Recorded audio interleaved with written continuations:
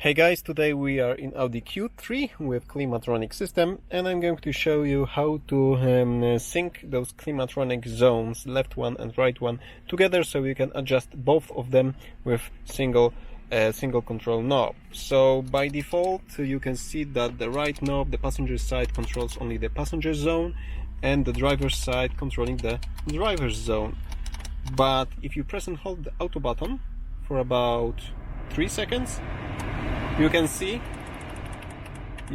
that those temperatures are now the same, and when you use the left knob you are adjusting both of them. And to break this sync, to unsync them, just use the passengers one, and right now you have independent separate zones over here. And once again, if you press and hold the auto button for 2 seconds, you can see that those zones are back together, synced back together. Okay, that's it for today. Thank you for watching. Give me a thumbs up if you like this simple tutorial and subscribe for future ones. See you soon.